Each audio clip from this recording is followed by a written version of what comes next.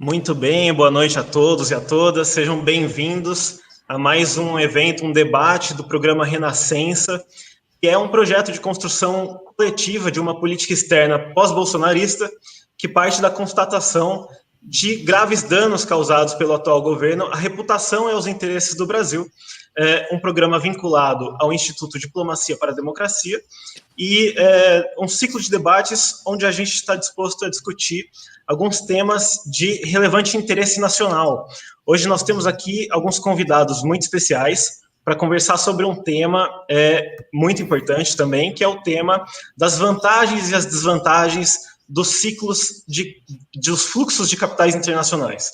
Então, hoje nós temos aqui a Isabela Lofrano, que defendeu recentemente uma dissertação de mestrado muito interessante no Mackenzie sobre setor elétrico, e tem muita coisa para contribuir aí, visto que muito se fala acerca dos investimentos estrangeiros chineses no setor elétrico brasileiro, por exemplo. Nós temos aqui a Gabriela de Alarcon Guimarães, que defendeu também muito recentemente um mestrado sensacional na Universidade de São Paulo sobre capital estrangeiro no sistema bancário.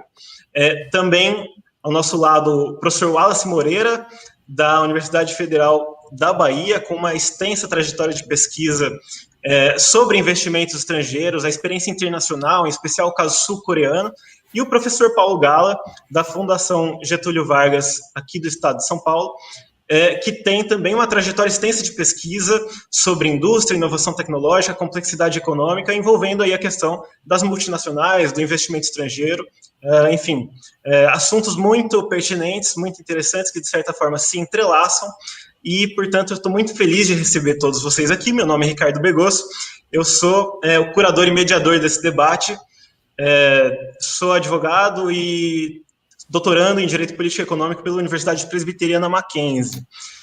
Portanto, esse tema que a gente trouxe para discutir aqui hoje é um tema que recebeu uma injeção de calor nos últimos dias, com a notícia de que os países do G7 estavam dispostos a lançar uma tributação internacional sobre as multinacionais, né? Então, é um assunto caloroso que está no centro dos debates quando a gente fala de fluxos de capitais internacionais. A gente, de certa forma, está falando das multinacionais. Essas multinacionais podem ser grandes bancos estrangeiros, com operações em escala em vários países, como a Gabriela muito bem entende. Podem ser empresas do setor elétrico, podem ser indústrias automobilísticas, indústrias aeroespaciais. A gente está falando de grandes grupos, grandes conglomerados que investem em vários países e têm suas operações, de certa forma, fragmentadas, mas muito unidas do ponto de vista estratégico, né?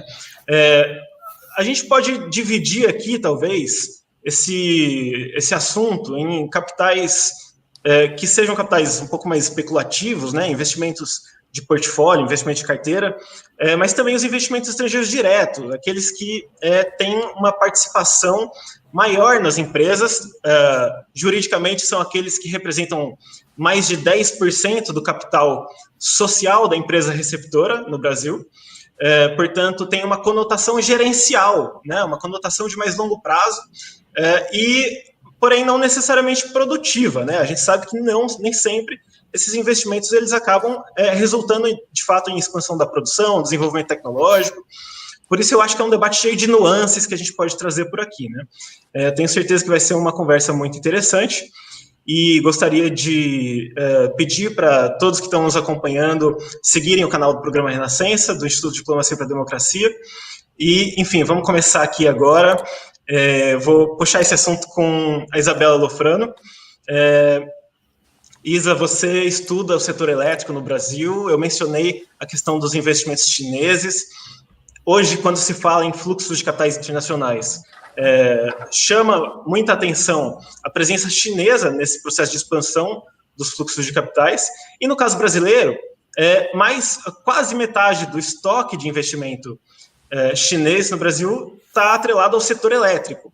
Então, eu queria perguntar para você se esse setor elétrico ele é assim um setor que é uma mina de ouro que o investidor brasileiro não conhecia, para ser tão aberto ao capital chinês, ou se ele é mais do que um negócio, ele é também estratégico. Como que a gente pode enxergar essa situação atualmente? Bom, boa noite, Ricardo, boa noite, Paulo, Wallace, Gabriela. Primeiro, eu queria te parabenizar aqui pelo evento, né? Parabenizar também o Instituto Diplomacia para a Democracia e dizer que é uma alegria participar desse debate que é tão importante. E já indo direto para a sua pergunta, eu acho que me parece que são as duas coisas, né? Na verdade, ele é um negócio bastante rentável, né? Ele é lucrativo na medida em que você tem um retorno certo, né? Todo mundo, evidentemente, consome energia, mas o contrato, né, desse setor, né, dos investimentos de energia elétrica, eles têm algumas particularidades. Então, eu não acho que seja algo que o investidor brasileiro ele desconhecia, né? Então, essas particularidades são, especialmente geração e transmissão, você tem um contrato aí que é de longo prazo, né, por volta de 20, 25, 30 anos, né, de contrato, né?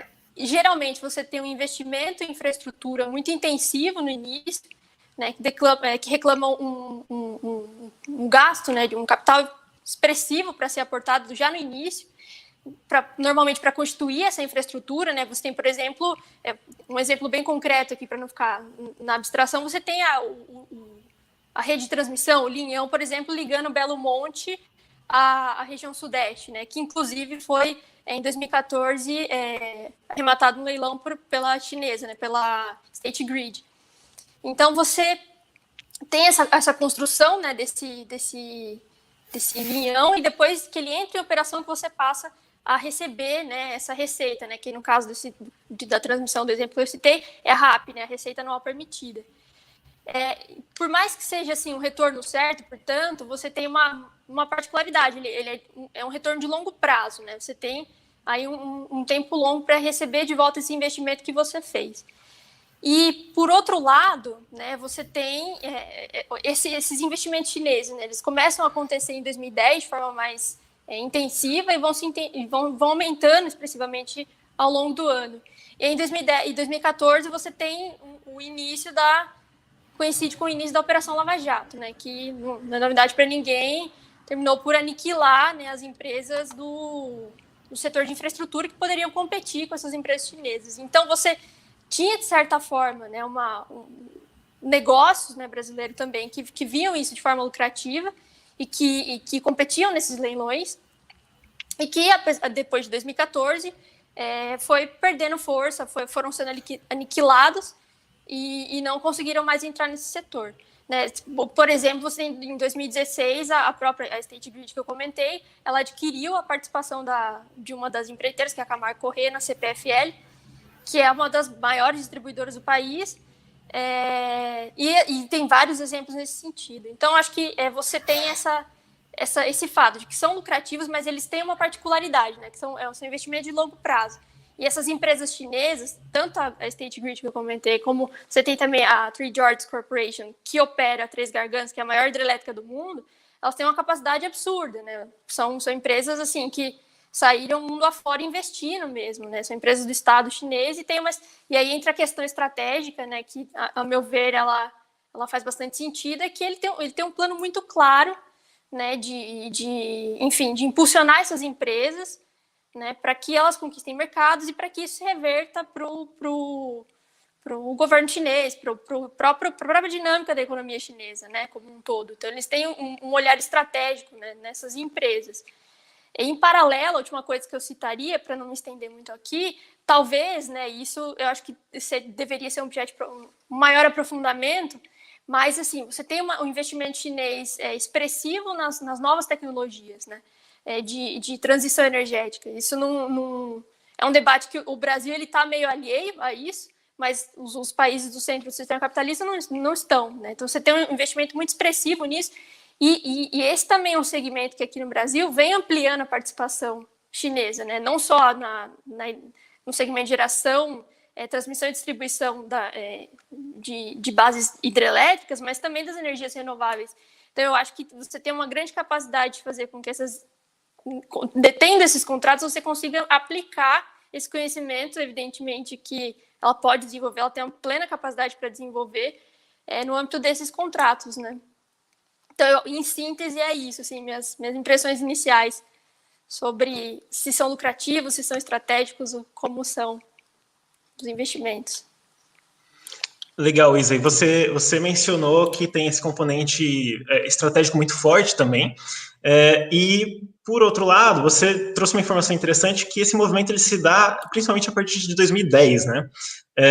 E, por outro lado, se a gente pegar o setor bancário, por exemplo, que é um setor altamente internacionalizado do ponto de vista histórico, né? Os bancos estrangeiros, as finanças internacionais, enfim, sempre vem à tona grandes bancos que tiveram dimensões estratosféricas, né? Os Rothschild, coisas do gênero. Mas a gente percebe que tem um movimento, de certa forma, inverso no Brasil, no passado recente, de uma certa retração da participação dos bancos estrangeiros no Brasil, no sistema bancário brasileiro. Eu queria que a Gabi comentasse um pouco sobre isso, porque é algo que vai, de certa forma, aponta para um movimento diferente disso que está acontecendo com o setor elétrico, né? Então, muito obrigada, em primeiro lugar, Ricardo Begosso, pelo convite. Já conheço o Ricardo já faz muitos anos, deve fazer uma década que eu te conheço. Então, muito obrigada, Ricardo, pelo convite. Muito obrigada também ao Instituto. Fico muito feliz de estar falando aqui. Acho que é um convite que já vem com um título muito importante, né? Renascença, uma política pós-bolsonarista. Eu acho que é muito corajoso e muito essencial a gente colocar esse horizonte de voltar a vislumbrar um país que a gente possa pensar em construí-lo, né? Talvez por muito tempo tenha ficado um pouco mais tímida as iniciativas, pelo menos de pessoas que pensam de forma mais afim com o que a gente está debatendo aqui. Então isso é muito legal, muito importante, parabenizo a coragem e a iniciativa. Então, sobre os bancos estrangeiros, acho que essa era uma grande inquietação minha, quando eu fiz esse mestrado, que o Ricardo comentou que eu defendi recentemente na USP, eu defendi agora em março, na Faculdade de Direito, eu estudei o capital estrangeiro no sistema bancário. E aí a minha grande inquietação era justamente o que acontece no Brasil que os bancos são majoritariamente brasileiros, pelo menos desde tempos recentes. A gente sabe, isso é uma informação que está razoavelmente disponível no senso comum, assim, de quem começa a se aproximar desse tema, que na década de 90 foram feitos grandes esforços para internacionalizar esse setor. E eu vou passar um pouquinho rapidamente sobre isso, porque, na verdade, essa pergunta que o Ricardo fez é todo o meu tema da dissertação de mestrado, então eu poderia falar por horas disso, eu realmente achei um tema muito apaixonante. Mas tentando ser bem objetiva para responder a pergunta. Eu queria entender por quê. Por que esse sistema hoje ficou tão nacionalizado? O que aconteceu? Será que é por causa dos nossos grandes bancos nacionais? Eu acho que isso é uma das partes das minhas hipóteses que, de alguma forma, eu até chego a confirmar. Na literatura, quando a gente vai investigando, existe essa ideia de que os bancos brasileiros, por serem muito grandes, historicamente foram construídos e sendo consolidados, eles conseguiram fazer uma contraofensiva em tempos muito mais recentes, né? A gente está falando de década de 80 para cá, uma contraofensiva nessas estratégias de internacionalização e também se beneficiaram de políticas de consolidação, como, por exemplo, aconteceu no PROER, no PROESC, existe uma política ativa de concentração dos grandes bancos, e os nossos bancos nacionais se aproveitaram bastante disso. Mas, historicamente, a trajetória do capital estrangeiro, a gente pode observar que existe um pêndulo, não só da trajetória do capital estrangeiro, mas de toda a trajetória da disciplina jurídica desse capital estrangeiro. Então, é uma coisa que vai caminhando em diálogo. Isso, para vocês terem uma ideia, o escopo do meu trabalho é um pouco longo, foi de 200 anos, eu peguei desde a chegada da corte portuguesa, porque não estava interessada no que está acontecendo agora. Eu sei que a gente é fruto da década passada, mas a década passada é fruto da passada, da passada, da passada. Então eu queria ver o filme, e é muito interessante ver esse filme, ver como essas forças se conformam, porque no limite, a história da disciplina do capital estrangeiro no sistema bancário é a história da disciplina jurídica de muitos setores, da luta por uma regulamentação mais concessora de liberdade para esse capital estrangeiro, para esse capital forâneo, e uma luta para que esse capital venha, ninguém disse que não quer esse capital, mas que ele esteja sob as rédeas do Estado. Isso a gente vê, tanto em termos dessa trajetória, quanto em termos da disciplina jurídica. Então, para a gente, vou só citar alguns marcos, aí não sei se eu estou respondendo a pergunta, Ricardo, depois você me corrige, mas alguns marcos. O primeiro marco que falou, olha só, a gente tem relatos do Pandya Calógeras falando que os grandes bancos estrangeiros jogavam com o câmbio, fazendo a moeda ter solavancos, e a moeda, a política monetária, ficava completamente alheia à ingerência do governo. do Estado naquela época, já naquela época, a gente está falando do século XIX. Porque esses grandes bancos dominavam, né, o jogo do câmbio, como nas palavras do Pandya Calógeras, que foi um grande monetarista brasileiro. Então, a primeira tentativa de colocar esse capital um pouco mais sob as rédeas do Estado foi em 1860, uma lei que chama Lei dos Entraves, mas ainda foi muito tímido. O nosso grande marco se inicia em 1920, em que aí são feitas grandes restrições à entrada do capital estrangeiro, mas aí vira uma barreira regulatória. Nenhum banco estrangeiro, eu estou falando aqui de investimento direto, bancos estrangeiros operando aqui, não investimento de portfólio, que é um outro assunto muito interessante também. Em 1920, isso virou uma barreira regulatória. Então, os bancos estrangeiros não conseguiam entrar e os bancos estrangeiros que já estavam cresceram. Aí, a partir de 1930, com a política do Vargas, existe uma constitucionalização do objetivo de nacionalizar os bancos, mas ela acaba não sendo implementada. Esse decreto vai sendo prorrogado. E aí, da década de 50, especialmente a partir da Lei 4131, que o Ricardo conhece muito bem também, porque o mestrado dele foi sobre isso, né, Ricardo? A partir da Lei da 4131, existe um regime jurídico do capital estrangeiro como um todo.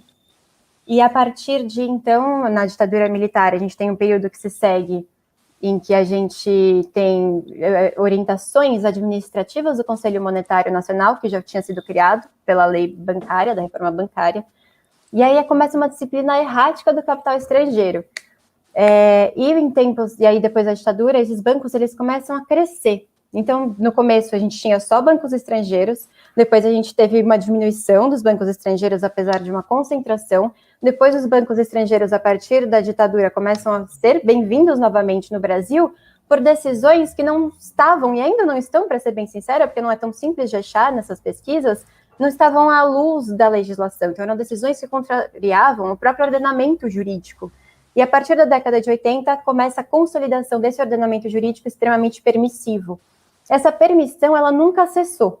Ela, desde a década de 80, ela foi sendo aprofundada.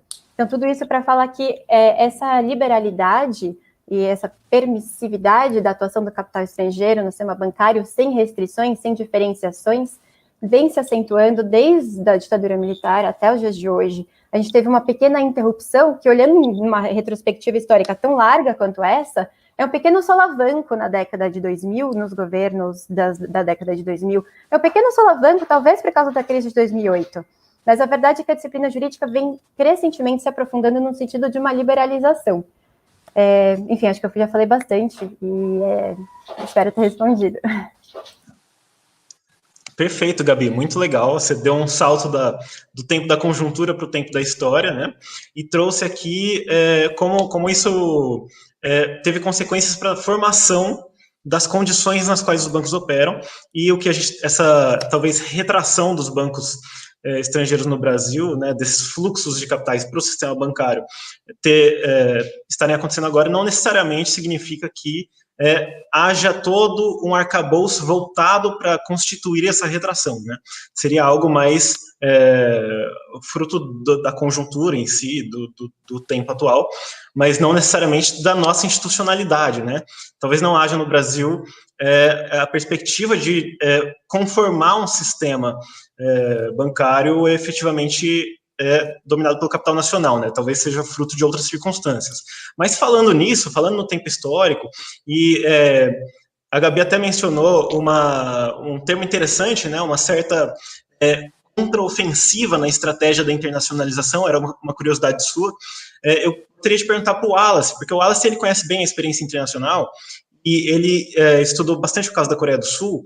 A relação deles com os investimentos estrangeiros foi pautada em critérios de seletividade dos investimentos, que eles julgavam seus investimentos que fossem mais contribuir para o desenvolvimento nacional. Havia essa seletividade de acordo com critérios de prioridade, uma certa contraofensiva à internacionalização. Como isso foi feito lá? Para a gente poder entender um pouco aqui, porque quando a gente fala de fluxos, né, das vantagens e desvantagens, a gente está pensando também em como utilizar, como instrumentalizar corretamente uma política de atração desses capitais, né? Bom, antes de mais nada, eu quero agradecer, Ricardo, pelo convite. Fico lisonjeado de dividir a mesa aqui com a Isabela, com a Gabriela, com o Paulo. Há muito tempo a gente não se vê, Paulo, estava com saudade de você. Então, tá desligado, Paulo, o microfone. Eu olho no meu WhatsApp e tá o Wallace, eu ligo a live e tá o Wallace. Eu vou sonhar com o Wallace, para, meu. Então, cara, é um prazer, assim. Eu acho que em relação ao investimento estrangeiro, eu acho que a gente sempre... Porque o que eu percebo, assim, na fala da Gabriela e da Isabela, que a gente está tratando do tipo de investimento, que é o investimento estrangeiro direto, né? Que é um investimento que nós chamamos na economia mais de caráter produtivo. Mas é bom a gente lembrar que quando a gente fala do investimento, a gente também fala do investimento em carteira, do investimento estrangeiro, que é aquele investimento de curto prazo, que ele tem um caráter especulativo, né? E países periféricos que têm uma conta de capital aberta, ou seja, que não tem regulação sobre o investimento de curto prazo, ele fica muito vulnerável a choques e a crises, ataques especulativos. Mas, em relação ao investimento estrangeiro direto, especificamente, também é importante a gente qualificar isso, né? Que é o que a Isabela e a Gabriela estão fazendo. Por que eu estou dizendo isso? Porque, geralmente, quando as pessoas tratam do investimento estrangeiro direto, elas sempre olham numa perspectiva positiva.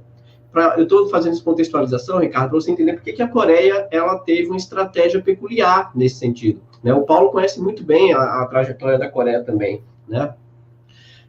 A Coreia do Sul, o investimento estrangeiro direto, o Kalec já dizia isso lá, né? Os teóricos do desenvolvimento já diziam isso, né? Mas mais recentemente as terminologias elas foram se aprimorando. Hoje, se vocês pegarem um relatório da UNCTAD, da OCDE, vocês vão ver que tem um chamado investimento Greenfield e o investimento Cross-Border Mergers, né? Que são investimentos diferentes de estrangeiro direto. É um investimento que cria capacidade produtiva, que é o Greenfield, né? E tem um investimento que compra uma capacidade produtiva existente, né? Que é o Cross-Border Merger, ou seja, fusões e aquisições. E esses tipos de investimentos, eles podem ter resultados diferentes em uma economia periférica, como a nossa. Por exemplo, pega o caso da Ford aqui em Camaçari, né, que foi um investimento de caráter greenfield, abriu uma estrutura, abriu uma fábrica. Mas veja que uma boa parte do lucro dela era remetida para sua matriz, o que gerava um problema nas nossas contas externas na remessa de lucros. E também, essa multinacional, ela não transferia tecnologia, ela não internalizava. Por que isso é importante?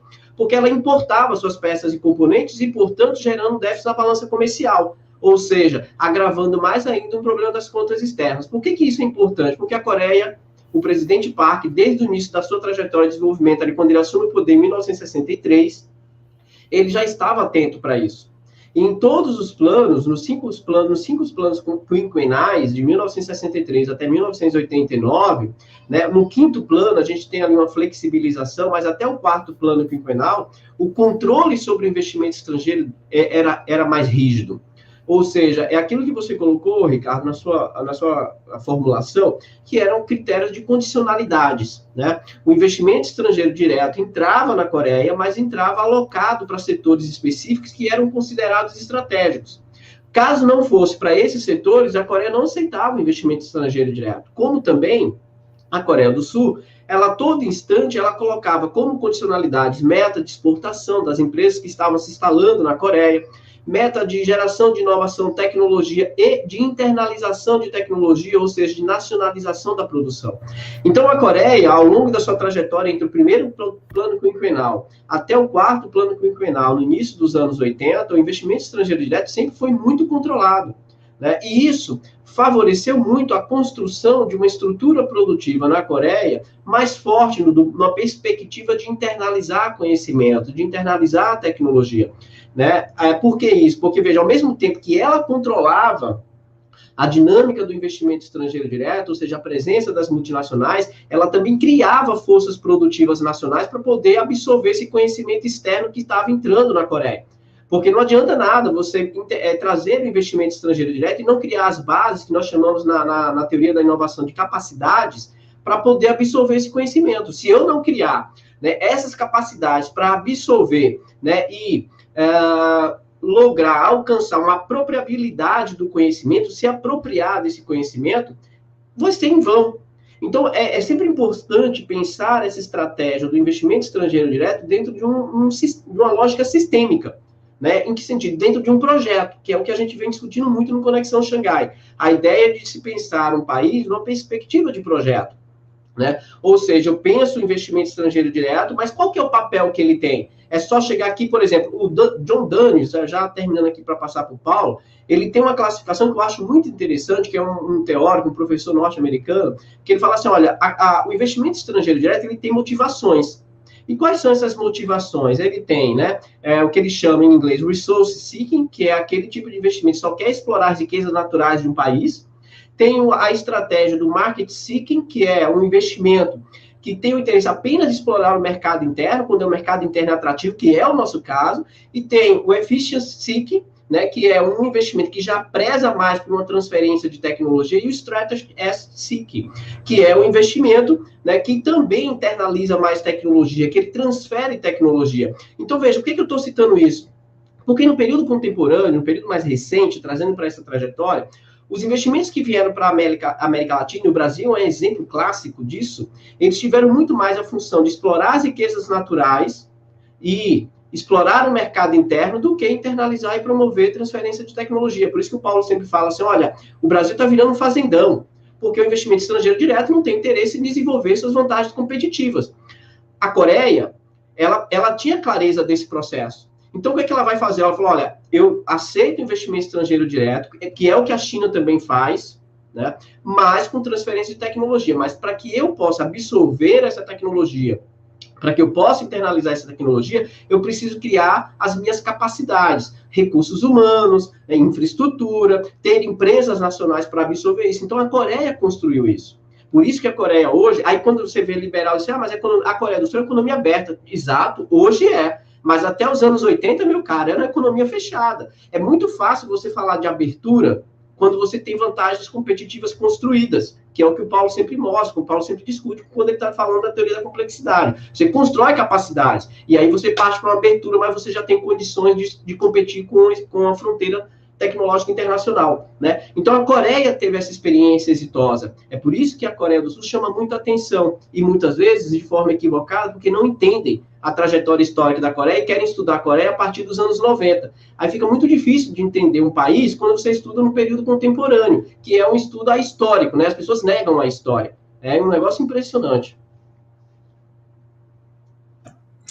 Muito legal, Wallace. É interessantíssima a sua resposta, até porque você falou muito de transferência de tecnologia, mas você também mencionou que, historicamente, os capitais buscaram ingressos em países periféricos como uma forma de constituir certas plataformas de lucro, não necessariamente promover o desenvolvimento, muito menos o desenvolvimento tecnológico, né?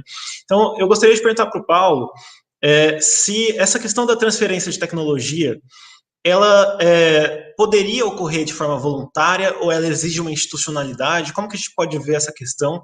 Por que alguns países se beneficiam da transferência de tecnologia de grandes empresas multinacionais que já têm, de certa forma, a tecnologia de vanguarda amortizada no seu capital, né? E outros países não se beneficiam dessa transferência de tecnologia? Como é que a gente pode enxergar essa questão, Paulo? Obrigado, Ricardo, pelo convite. Um prazer estar aqui com a Isabela, com o Wallace, Gabriela. Primeiro dizer que eu aprendi bastante aqui com você, já agradecer. Além da música de abertura do Heitor Villa-Lobos, que é genial, né? Aquela valsa da dor ali, tá louco. Bom, na verdade parece que eu combino as coisas com o Wallace, que tudo que eu vou falar aqui está absolutamente complementando e meio que até concluindo, né, a partir do que ele falou, mas não é combinado, né, que realmente a gente pensa muito parecido. E a pergunta que você fez é perfeita, porque ela nos remete à lógica econômica de operação das multinacionais, né? Então, não é da lógica econômica de uma multinacional transferir tecnologia para concorrentes de países emergentes. Até porque da lógica de sobrevivência dela é preservar a tecnologia dela, o conteúdo de marcas, de patentes. Então ela vai a todo custo proteger isso, porque é isso que gera o lucro dela, ou até num jargão de um economista, um poder de monopólio, algum poder de monopólio que ela tenha, né? Uma multinacional, quando vai para um país emergente, ela está fundamentalmente interessada em explorar o mercado interno e economias de escala, né, de proximidade, né, na caracterização que o Wallace fez, fica bem claro isso, né? Então, por que as multinacionais vêm para o Brasil? Porque elas querem estar do lado do nosso mercado consumidor, tem uma economia de escala que justifica ela produzir aqui, e por isso ela vem para cá, né? Ponto. A transferência de tecnologia ocorrerá de maneira voluntária? Não. Por uma questão de defesa do comportamento econômico da brincadeira que eu sempre faço do leão come carne, né? Acho que você perguntou isso aí só para me ouvir falando leão come carne, né? Então, a multinacional ela não vai transferir tecnologia, né? Ela vai tentar proteger a todo custo. Logo, a transferência tecnológica ocorre quando tem intervenção do Estado, que o Wallace muito bem explicou sobre a Coreia do Sul, é que o General Park, o Projeto Nacional de Desenvolvimento da Coreia, colocava condicionalidades de transferência tecnológica e de fortalecimento e de construção de empresas domésticas, de capital nacional coreano. Porque hoje, quando a gente fala de Samsung, de LG, de Hyundai, parece que essas empresas sempre foram fantásticas. Eram empresas absolutamente ridículas nos anos 70. Uma fazia guarda-chuva, outra fazia bicicleta, assim, eram empresas fraquíssimas, né? Então, elas são meio que filhas do Projeto Nacional de Desenvolvimento do General Park e da história coreana, né? Então, e aliás, é o mesmo que ocorre na China. Quando a gente olha a China de hoje, o grande desenvolvimento chinês se deve muito a essas políticas, chamadas políticas industriais, com condicionantes de transferência de tecnologia, de meta de exportação, de meta de sofisticação tecnológica, de meta de conquista de mercado exterior. Só que quem põe a meta é o Estado, não é a empresa multinacional. Aliás, na própria Coreia, em vários momentos houve conflito entre multinacionais e empresas domésticas e o governo, né? Porque a multinacional não quer a criação de um concorrente. Tudo que uma multinacional não quer é que surja um concorrente para brigar com ela ou a altura dela ou até que a supere, né? Que é o exemplo do que ocorre hoje na China, né? A China criou concorrentes às multinacionais do Ocidente, isso que está deixando o Ocidente de cabelo em pé, né? O próprio Biden e a Europa estão desenhando planos para tentar fortalecer suas empresas para conseguirem competir com as multinacionais chinesas, né? Vejam vocês onde a gente foi parar. Mas tudo isso se deveu a um processo de desenvolvimento liderado pelos estados asiáticos para construir capacidades locais, absorver e requisitar transferência de tecnologias e colocar metas muito claras para as multinacionais do Ocidente, né? Vejam na China a indústria automobilística. As grandes automobilísticas até hoje são sócias na China dos municípios e das províncias. Então você tem algo do tipo, o município de Xangai é dono de metade de uma empresa cuja outra metade é da Volkswagen e vende carros na China. A província tem que chamar o Elias para falar o nome das províncias aqui, é sócia da Mercedes, numa outra empresa automobilística que vende carros também com tecnologia usada pela Mercedes e por aí vai. Então, essas joint ventures de parceiros locais com multinacionais são uma parte essencial da história chinesa, do sucesso chinês, né?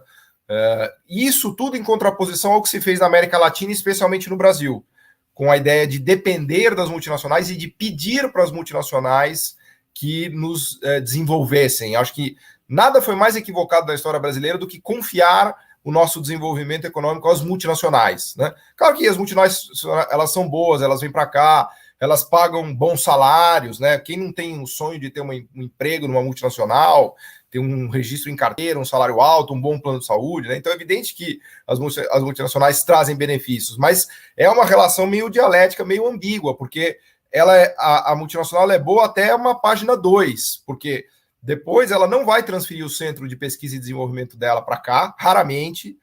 Alguma coisinha elas até transferem, mas elas nunca vão transferir o filé mignon tecnológico para esses mercados periféricos que elas querem apenas explorar. Isso se aplica à multinacional chinesa, japonesa, alemã, inglesa, americana, né? Nada pessoal, né?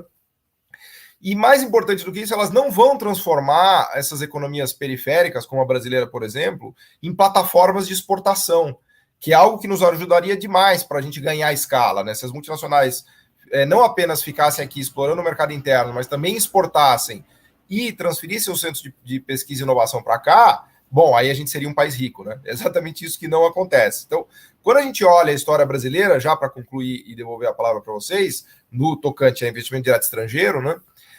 A gente vê que toda a história das multinacionais aqui na América Latina e no Brasil foi uma história de instalar fábricas aqui para explorar o mercado interno. A gente nunca conseguiu fazer uma capacidade manufatureira exportadora de qualidade, intensiva em tecnologia, né, no que hoje os nossos amigos economistas liberais chamam de abertura econômica, como se simplesmente cortar tarifas nos tornasse um país aberto, né, aberto no sentido de que a gente tem participação das manufaturas elevada nas exportações e que a gente tem participação relevante nos mercados mundiais de manufaturas tecnológicas, né? Então isso nunca aconteceu no Brasil. Por que nunca aconteceu no Brasil? Porque todo o nosso pilar de desenvolvimento, especialmente da parte tecnológica, foi muito calcado em multinacionais. E a multinacional tem um grande problema. Ela vai te deixar meio condenado àquela situação que é a mais interessante para ela, que é explorar o mercado doméstico, né, vender os produtos dela, produzir aqui com economia de escala, só que não mais do que isso. Né? E quando a gente compara com o caso coreano, aí a diferença fica bem clara, né, porque o General Park ele falou, não, peraí, não é para vocês virem aqui vender no mercado interno da Coreia. Isso aí qualquer um faz. O que vocês vão ter que fazer é nos ajudar a construir um sistema produtivo com capacidades locais, com empresas coreanas que serão capazes de conquistar o mundo, de exportar manufaturas com eficiência, né, e de realmente ter aprendizado tecnológico. Então, no Brasil, a gente não teve essa cabeça, né? E eu até entendo que até o final dos 70, do nosso processo de substituição de importações, até era meio natural, né? Quando você está formando um país, as capacidades tecnológicas locais ainda são frágeis, né? Mas quando o país começa a almejar passos maiores na escada tecnológica, que é o que a gente chama de desenvolvimento econômico, daí fatalmente ele vai precisar se apropriar de tecnologia, de capacidades e começar a exportar bens sofisticados, que a gente chama de complexidade, né? E isso não se dá naturalmente, muito menos a partir de multinacionais. Então, o grande erro do Brasil dos anos 80 e 90, especialmente dos 90, foi falar, não, vamos abrir, cortar tarifas, e as multinacionais vão nos desenvolver, né? E aí é da lógica da multinacional, quer dizer, é um entendimento básico do funcionamento do sistema de mercado. Nenhuma multinacional vai transferir a sua tecnologia e criar uma plataforma exportadora num país de mercado interno gigantesco como o Brasil. Então, a saída da Ford é só um exemplo disso. Ela veio aqui, explorou, ganhou dinheiro. Quando ela começou a apanhar dos concorrentes asiáticos, ela começou a perder dinheiro. Parece que perdeu, sei lá, mais de 5 bilhões de dólares acumulados no Brasil e foi embora. E acabou-se. Nós estamos aqui agora ali com os amigos do Wallace em dificuldade ali do lado porque a Ford foi embora. Então, é muito claro que simplesmente acreditar que a vinda das multinacionais vai gerar desenvolvimento econômico é no mínimo inocente, né? E com isso eu não estou, obviamente, defendendo uma visão de xenofobia, de que vamos dizer não às multinacionais, não, nada disso. A gente tem que ter a inteligência de se integrar, né, de maneira ativa e estratégica, como a Ásia tem feito, né? Então eu acho que um dos grandes erros do Brasil e da América Latina no nosso processo de desenvolvimento foi a relação com as multinacionais. Eu acho que a gente não teve inteligência de aproveitar as multinacionais como a Ásia teve, né? E, enfim, com isso eu concluo aqui. Perfeito. Então, já que o leão só come carne, né, e a gente não tem ninguém para domar o leão como os sul-coreanos e os chineses tiveram, acho que a gente tem que falar de consequências, né? Quais são as consequências dessa internacionalização, né? Já que a gente não está administrando ela de acordo com as nossas prioridades, né, com os nossos critérios, com as nossas condicionalidades, como muito bem colocou o Wallace, sobre o caso sul-coreano, né? Então, vou fazer duas perguntas aqui setoriais, né, uma para a Isabela e uma para a Gabriela, sobre quais são as consequências, né, para a gente tentar entender um pouco disso também, porque, de certa forma, é até mais ilustrativo quando a gente pensa em empresas, enfim, do setor de, por exemplo, informática, enfim, esses tipos de tecnologia, mas quando a gente fala de setor elétrico, por exemplo, qual é a consequência da internacionalização? Ou do setor bancário, o que a gente pode ter, né? Então, primeiro eu vou direcionar para a Isa, para ela falar um pouco para a gente. Isa, quais seriam essas consequências da internacionalização no setor elétrico, que inclusive a gente vem assistindo? Deixa eu só interromper, que eu não interrompi ainda, que estou me sentindo meio esquisito. E a gente internacionalizou, a gente vendeu as empresas estatais brasileiras para estatais chinesas e para estatais europeias, né? Que eu acho que é a coisa a bizarrice da bizarrice, né? Por que a State Grid, por que a gente tem que vender? Tudo bem que o governo brasileiro precisa de dinheiro e tal, mas por que a gente precisa de privatizar a nossa infraestrutura para estatais de outros países? É uma coisa meio nonsense, mas enfim, isso era só para interromper. Não, então vou interromper também. Não é só isso, cara. Porque, veja, desnacionaliza a estrutura produtiva. É muito pior, né? Porque o processo de desnacionalização, ele implica em uma maior vulnerabilidade das nossas contas externas, por causa da maior remessa de lucro. E aí eu queria citar só um dado, Ricardo, e a Isabela e a Gabriela, para eu passar para vocês. Os setores mais média e alta intensidade tecnológica, como, por exemplo, eletroeletrônicos e a indústria automobilística, que são setores que giram em torno de quase 40% na participação do produto industrial brasileiro, não é pouca coisa que a gente está falando, todos eles têm déficit na balança comercial, porque a gente monta, mas toda a parte de design, toda a parte que agrega valor, a gente importa. Então, são setores com todos eles, com déficit na balança comercial. E pior, toda vez que você tem um crescimento econômico mais vigoroso do mercado interno, né, esse déficit na balança comercial, ele se acentua, o que nos gera mais problema nas contas externas. E, por exemplo, se rebate em outras variáveis. Como eu tenho uma conta de capital aberta, às vezes eu preciso elevar juros para atrair capital e tentar controlar câmbio por causa desse tipo de situação, porque é um reflexo das estruturas produtivas frágeis que nós temos, né? Ou seja, esse é um problema de desnacionalização que é resultado também do investimento estrangeiro direto. E veja, essas empresas, era nesse ponto que eu queria chegar, só para complementar, o coeficiente de importação é muito maior do que o coeficiente de exportação. É o que o Paulo falou, elas não vêm para ajudar o Brasil a melhorar a inserção internacional. Elas vêm para explorar o mercado interno. A indústria automobilística, 82% do que produz é para o mercado interno. Elas não contribuem nada para a gente melhorar a nossa inserção internacional. Isso é fato. Ela melhora, veja, ela piora do ponto de vista da importação, mas das exportações não. Tá? Desculpa ter interferido assim, porque eu acho que esse ponto, para a gente pensar em projeto, para a gente pensar em estratégia, ele é fundamental, que o Paulo está colocando, que o Paulo colocou. Não, podem ficar à vontade para interferir sempre que quiserem. Eu até vou fazer uma interrupção da interrupção, antes de passar para a Isa rapidinho, porque essa história da desnacionalização... A Isa tomou 3 interrupções já, tá? Isso aí não tá certo, não tá certo isso aí não. Mais uma, eu pedi música no Fantástico. Mas essa história da desnacionalização, inclusive que o Paulo mencionou, né, de vender os nossos ativos para empresas estatais de outros países, né? Isso me lembrou aquele episódio no final da Segunda Guerra, quando, através dos acordos de Land-Lease, né, dos Estados Unidos em relação à Inglaterra, os Estados Unidos acabaram exigindo como pagamento de diversos daqueles empréstimos o confisco de ativos relacionados a investimentos estrangeiros diretos britânicos em outros cantos do mundo, inclusive em território americano, né? Então, nacionalizaram esses investimentos como forma de sobrepujar, vamos dizer assim, a presença econômica britânica, principalmente na América Latina, e por aí vai. O Keynes até chamou isso de Economic Dunkirk, né?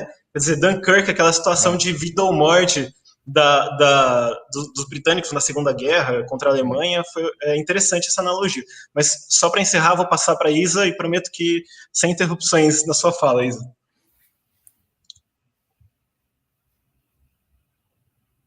Você perguntou das implicações, né, de se ter um setor elétrico internacionalizado, né, por assim dizer. Então, vou começar dizendo, Rica e demais, aqui, o que a gente tem hoje no debate mundial? No debate mundial, a gente tem colocado a pauta, né, da transição energética, que envolve, na verdade, uma mobilização de recursos muito pesada, envolve novas estruturas, envolve uma série de incertezas por conta da indefinição tecnológica que você tem em torno disso, envolve dúvidas de como vai acontecer a coordenação disso, né? Não se sabe, mas se sabe que vai acontecer em algum momento, e que isso tem que se dar de forma coordenada, né, de alguma forma. É uma mudança brutal de paradigma, porque você tem uma necessidade de acionamento rápido, né, que é uma dinâmica completamente distinta da que se tem hoje. Se a gente tem uma incerteza em torno da base hidráulica, né, que enfim, sofre a variação das afluências, em torno dessas bases renováveis, né, a eólica, a solar, você tem algo ainda muito maior que precisa ser articulado. Né? Então, você precisa de redes específicas, você vai ter o problema do gerenciamento pela demanda também, né? E aí, enfim, tudo isso está dentro da discussão da geração distribuída, né? Que é o que vem se impondo. E aqui no Brasil, por outro lado, essa discussão, no debate, ela está um pouco descolada, mas é algo que eu acredito que vai se impor, né? E se impor por quê? Porque muitos relatórios já vêm mostrando a redução das afluências dos rios, né, que vai ser um problema, né, em algum momento, e isso vai ter que ser pensado de uma forma mais intensiva, né? E por outro lado, a gente falou da China, mas só para não ficar na China, você tem, por exemplo, os Estados Unidos, o Departamento de Energia, ele tem 17 laboratórios, né? O Oak Ridge NREL é um dos mais famosos, né, no setor ao redor do mundo, que estão fazendo pesquisas insistentes em torno disso, né, em torno do desenvolvimento de novas tecnologias, e eles operam com um aporte governamental que é por volta de 80% a 85%. Né? Na Coreia também, já o Wallace provavelmente deve ter conhecimento disso, você tem um instituto de pesquisa que é vinculado a uma empresa, que é como se fosse uma subsidiária, né, de uma Eletrobras coreana. México também, você tem iniciativas nesse sentido. Então, você tem ao redor do mundo um movimento de centralização do setor elétrico. Né? Você tem primeiro inovações partindo do Estado, né, para essa transição energética, né, como toda inovação, né, normalmente é. E aqui no Brasil, por outro lado, você tem um debate altamente descolado da realidade. Né? E aí eu queria chamar atenção nesse ponto para a CEPEL, né, que é o Centro de Pesquisas da Eletrobras, que ele, desde o final da década de 60, indo mais adiante, né, 70, ele desenvolveu diversas tecnologias para a operação do setor elétrico, inclusive, né, a operação do sistema interligado, que é algo de dimensões únicas, que eu, inclusive, sugiro que vocês vejam o programa de Conexão Xangai, que o Roberto de Araújo conversou com o Paulo, conversou com o Alice, e tocou nesse assunto. Enfim, é muito rico, eu acho que vale a recomendação aqui para que vocês vejam. Ele é único, e ele só foi possível de ser operacionalizado por conta desse desenvolvimento do sistema do CEPEL, né, que é o Centro de Pesquisas da Eletrobras. Além dele, teve outros desenvolvimentos, enfim, um dos programas que ele desenvolveu é o New Wave, chama New Wave, que ele possibilita com que você projete as séries históricas, enfim, ele garante um planejamento, ainda que a despeito de muitas críticas, mas isso já é fruto da forma como a gente fez essa adaptação forçada lá nos anos 90, uma regulamentação completamente torta, e, enfim, que gerou reflexos, mas o fato é que ele criou, né, uma inteligência dentro, né, da própria Eletrobras, enquanto um organismo público. E aí o Wallace e o Paulo falaram algo muito interessante nesse sentido, né, que você tem, quando você tem tecnologia, de modo que o Estado orienta para isso, né? Não vai ser uma multinacional que vai voluntariamente, né, partir e dar a tecnologia, né, não é da própria lógica do sistema que isso aconteça. E aí você tem, por exemplo, né, um dos exemplos que eu tinha visto é que você tem o CEPEL, né, fazendo, né, parcerias com empresas chinesas para desenvolver tecnologia. Né, algumas, né, óbvio que isso não é regra, e eu acredito profundamente, né, nessa lógica do nosso não Estado brasileiro, né, que isso tenda a não acontecer, sobretudo porque você está abrindo mão do que seria uma ferramenta imprescindível para você recuperar esse protagonismo que eu comentei da CEPEL dentro do setor elétrico. Você poderia fazer alianças nesse sentido com essas iniciativas chinesas para desenvolver suas próprias tecnologias, para criar seus sistemas para operacionalizar essa transição energética que vai acontecer em algum momento. Né? E, portanto, você está abrindo mão, de certa forma, da sua soberania. Então, eu acredito que quando você simplesmente tem uma agenda que se volta para privatizar teu principal recurso, né, sua principal ferramenta, né, desse setor, que é a Eletrobras, e que vai junto também a CEPEL, né, acho que importante colocar aqui a medida provisória que está em debate, ela prevê por mais 4 anos, né, enfim, estão discutindo sobre isso, mas por mais 4 anos os recursos que são destinados para a CEPEL. Então, assim, a tendência é que a gente desloque, né, qualquer tipo de iniciativa que se tenha de desenvolver algo nesse sentido estratégico, né, do seu ponto de vista do Brasil, né, e eu acho que isso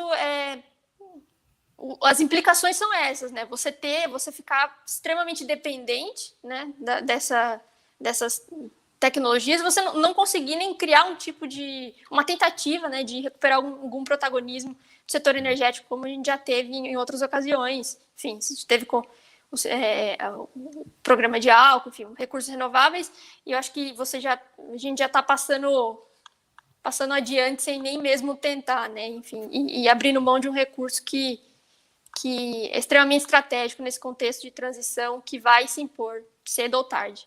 Então, em síntese, é um pouco isso que eu acho que vai acontecer. Perfeito, Isa. Então, você mencionou uma questão bem interessante, a questão da dependência, né, de se tornar dependente. Eu ia até perguntar para a Gabi agora sobre a questão do sistema bancário, porque a gente, não sei se isso implicaria, bom, o regime jurídico, pelo que você descreveu, é um regime de permissibilidade, né? Não é um regime de tentar adequar o capital bancário estrangeiro aos objetivos do nosso sistema financeiro, né?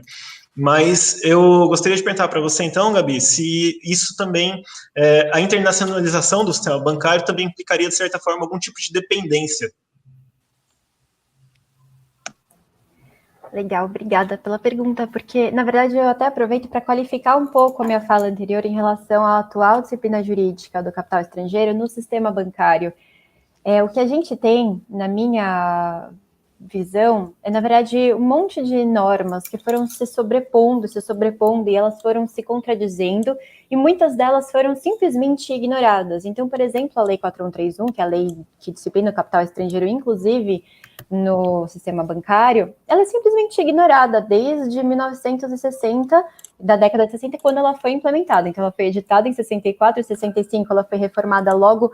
Teve o golpe militar, isso até é um fato muito curioso, assim, teve um golpe militar, pouco tempo, menos de um mês depois, essa lei foi alterada, ela foi deformada, e mesmo com todas as deformações que foram feitas na época da ditadura militar, até hoje ela é ignorada na maior parte da sua aplicabilidade.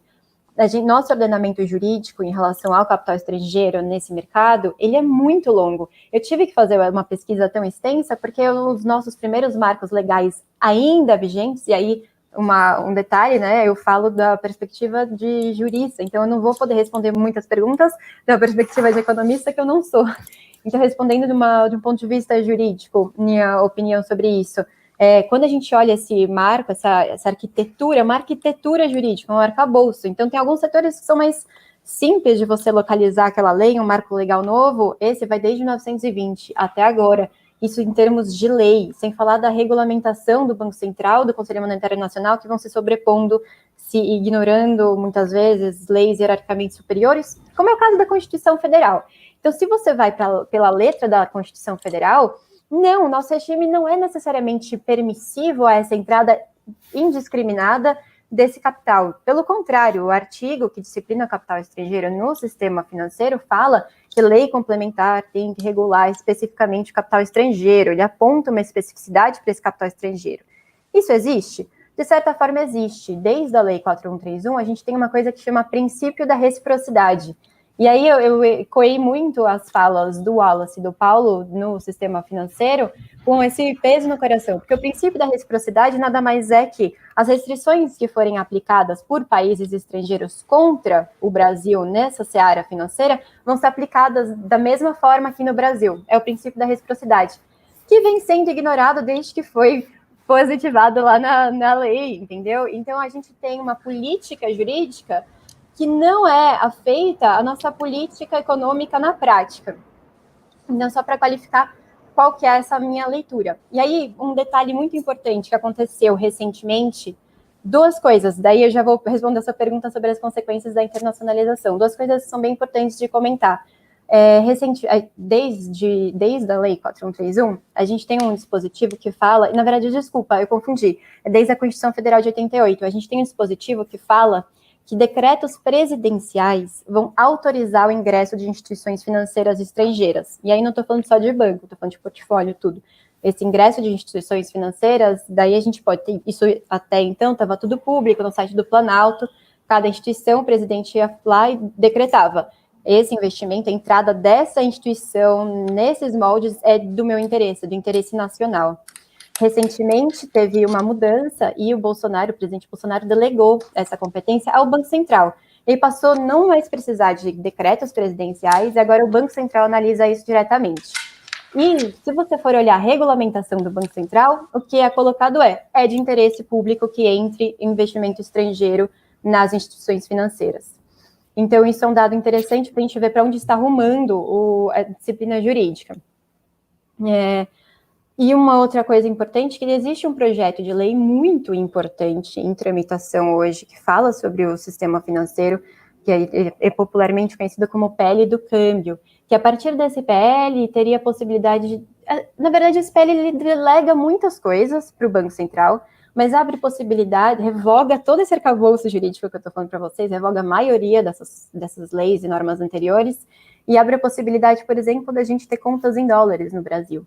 E aí a gente começa um processo de maior, e agora sim, entrando nessa parte dos impactos da internacionalização do sistema financeiro, eu vou ser muito sincera, a minha visão, se eu pudesse criar uma dicotomia, assim, para simplificar as visões, a vulnerabilidade externa, e tudo o que acarreta, dentre tantas outras coisas, como a gente pode falar, concentração de renda, dificuldade de alocação e direcionamento dos recursos do sistema financeiro para os setores que a gente, como Estado, né, como política econômica estatal, gostaria de direcionar. Então, tem essa parte de vulnerabilidade. E o lado de lá tem, e também encontro eco nas falas que me antecederam, um discurso quase que principiológico de privatização e de concorrência. Aumento da concorrência, como se a concorrência fosse resolver nossos problemas de falta de acesso ao mercado bancário, ao mercado de crédito pela população, pelas empresas no Brasil, falando de bancos comerciais, né? E um discurso quase principiológico, uma agenda de desestatização quase principiológica. Então, um exemplo de um estudo de caso do que poderia ser, para não ficar no terreno especulativo, em que poderia ser o impacto da privatização é o que aconteceu na década de 90.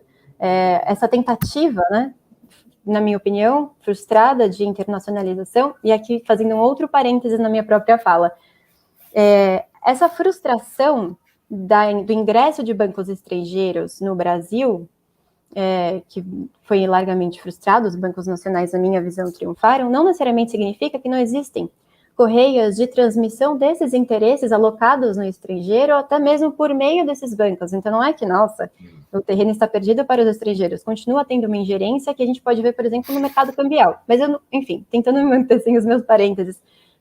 Na década de 90, a gente teve um documento, até onde eu consegui mapear, e a literatura fala que existiu apenas um documento oficial do governo, que chama Exposição de Motivos 311, se não me engano o número. Era um documento em que o governo justificava por que ele queria tanto atrair o capital bancário para o Brasil. Porque no Brasil, bem ou mal, com esses nossos Gabriela, que governo? Que governo? Fernando Henrique Cardoso, perdão. Ah, beleza. Década de 90, desculpa, Fernando Henrique Cardoso. Os nossos bancos nacionais, bem ou mal, eles têm a confiança da população, são sólidos, né? São reconhecidamente sólidos. Então, o governo precisava fazer essas justificativas. E o que o governo justificava era, vai aumentar a concorrência, porque, enfim, nossas taxas de juros já eram altas e vai aumentar, vai diminuir o spread bancário, vai aumentar a concorrência, vai ampliar a bancarização, a população brasileira relativamente desbancarizada, e isso vai trazer benefícios. E também o programa de desestatização, que não precisa nem de justificativa, porque nesse pensamento já se justificativa por si mesmo, né? Então, eram essas duas grandes bandeiras. E o resultado desse movimento? Claro, eu estou construindo uma narrativa, mas na minha opinião, na minha visão, o resultado foi aumento da concorrência, não teve. Transferência de tecnologia, que o Paulo e o Wallace também falaram. Esses bancos, eles já vêm com muita expertise, tecnologias para lidar com, etc. Não houve. Os bancos nacionais, eles já eram muito mais bem preparados tecnologicamente, até porque a gente herdou uma tecnologia muito afiada por causa do tempo da inflação. Então, isso não teve um grande acréscimo, né, de tecnologia no setor bancário com a presença dos estrangeiros. A concorrência, achavam que ia ser uma concorrência super agressiva, não foi o que se viu. Os bancos estrangeiros, naquela conjuntura também, a ideia era que eles, enfim, salvassem algumas instituições que estavam quebrando, algumas instituições menores estavam quebrando, depois do Plano Real. Também não aconteceu. Desculpa, dei uma lidinha no comentário aqui. Também não aconteceu, porque quem foi responsável por salvar os bancos que estavam insolventes foram os grandes bancos nacionais. Não aconteceu nada e eles foram embora, resumo da história. Obrigada. Não aconteceu nada e eles foram embora. Exatamente isso. Não aconteceu nada, eles foram embora e os grandes bancos cresceram. E agora só uma provocação final, já vou passar a palavra. Eu acho que essa parte da concorrência, eu acho que faz bastante sentido a gente pensar, mas não a concorrência pela concorrência, e a gente pode ter um exemplo muito atual hoje que está acontecendo no mercado de meios de pagamento, né? Em que há concorrência por fintechs, por empreendedores, aí também tem um papo muito legal sobre capital estrangeiro nesse setor de fintechs e aquisição de, enfim, que é interessante pensar, porque a concorrência pela concorrência também não promove grandes efeitos positivos para a sociedade, né? Muito legal, muito interessante, Gabi.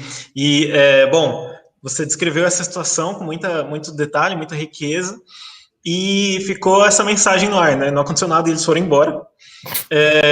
Mas, e aí a gente tem que discutir também um pouco da saída desses capitais, né? Porque a gente tem falado muito de ingresso, então essa sua descrição dos acontecimentos deslocou nossa atenção para um outro aspecto importante, que é a questão de quando esses capitais vão embora, né? O que acontece? Então, a gente teve, durante um determinado período da nossa história, controles, por exemplo, sobre a saída de lucros dos capitais estrangeiros, a questão das remessas de lucros, que estava por trás dessa lei 4131 de 62, que a Gabi mencionou, né? Que foi, inclusive, ali os artigos 31, 32 e 33 dela, que foram revogados imediatamente logo após o golpe militar pela lei 4390, se não me engano, e, de certa forma, desnaturando aquele dispositivo jurídico, né, aquela lei que permanece até hoje, mas sem falar muita coisa relevante, e o pouco de coisa relevante que ela fala, como a Gabi falou, é ignorada. Então, é assim, uma peculiaridade interessante da nossa história jurídica e econômica, né? Mas, então, eu vou perguntar para o Paulo sobre essa questão da saída dos capitais, né? Porque hoje em dia, por outro lado, não se fala tanto assim em controle sobre o retorno de capitais ou sobre as remessas de lucros, né? Por outro lado, parece que países que têm uma institucionalidade sofisticada para lidar com essas questões, né? Quer dizer, países que não se tornam simplesmente plataformas de lucratividade para as empresas multinacionais, eles controlam de alguma forma esses fluxos de capitais. Como é que isso se dá atualmente? Boa, essa pergunta é legal porque ela nos obriga a falar um pouco dos fluxos de capitais líquidos, né? Que é algo que a gente não tocou aqui na conversa, mas que é parte chave de toda essa discussão, né? A gente estava pensando mais em fluxos de capitais ilíquidos, por assim dizer, que são as multinacionais, investimento direto estrangeiro. Se bem que quando eu dou aula disso, eu costumo brincar que o investimento direto estrangeiro muitas vezes não é nem investimento nem direto nem estrangeiro, né? Porque ele não cria nova estoque de capital, né? Muitas vezes ele compra uma fábrica que já existe, muitas vezes ele nem compra, porque já era da multinacional, ela simplesmente troca no balanço e no balanço de pagamentos a dívida por participação no capital, né? Então, isso é algo para se ter em mente. E também a ideia de que o IDE, o investimento direto estrangeiro, vai substituir o investimento nacional doméstico, que também é outro problema, porque nos melhores casos, o investimento direto estrangeiro chega a não mais do que 20%, 25% do volume total de investimento anual das economias que têm alta dependência de IDE, né? Então, mesmo em economias que têm muita dependência de IDE, 3/4 ainda são feitos por capitais, por investimento doméstico, né, do sistema financeiro, do financiamento doméstico, né? Mas enfim, isso só para encerrar um pouco a discussão dos investimentos ilíquidos, e agora para falar dos fluxos de capitais líquidos. A gente está falando principalmente de fluxos de portfólio, de investimento em bolsa, em derivativos, em títulos e assim por diante, que é o capital chamado capital volátil, né, que o Wallace mencionou agora há pouco, né?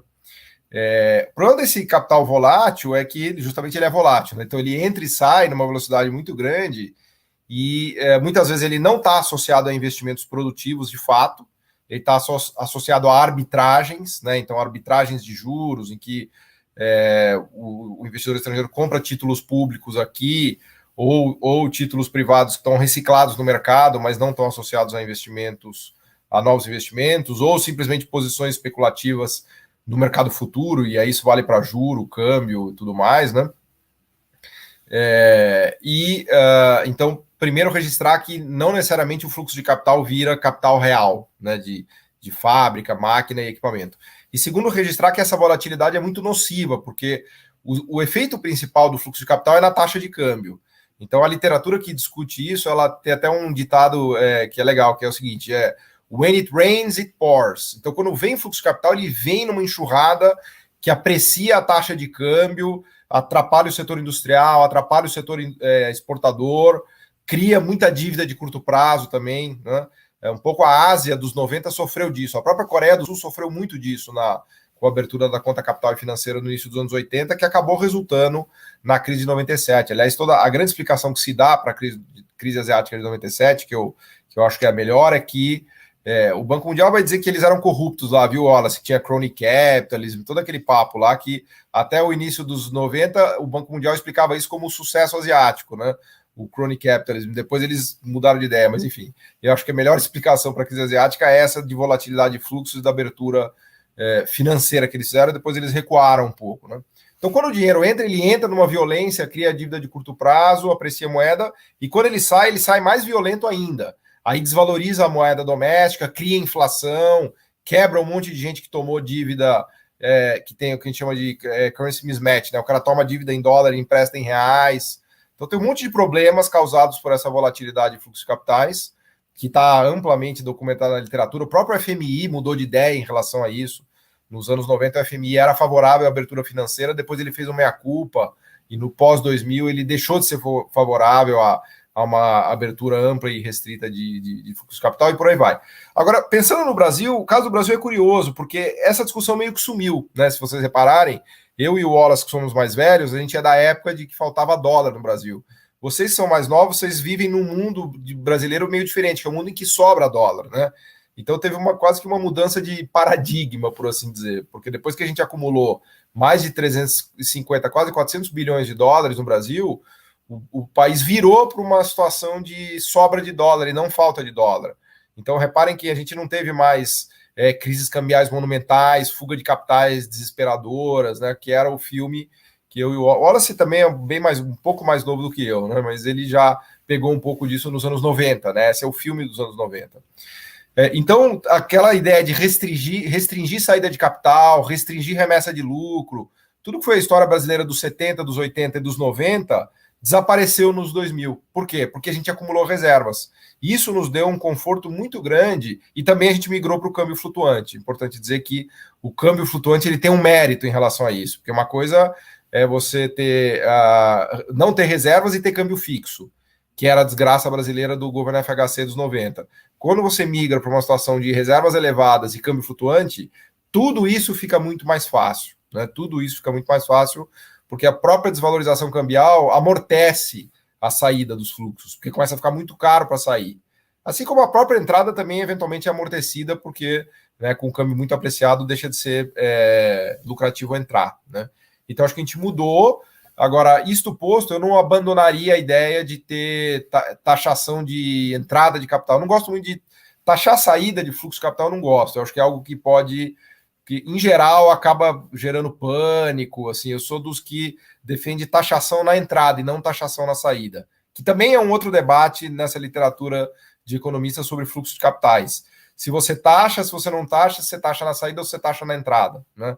Os asiáticos fizeram um pouco isso. Por exemplo, a Malásia, no olho do furacão, fez uma taxação violenta de saída de fluxo de capital, né?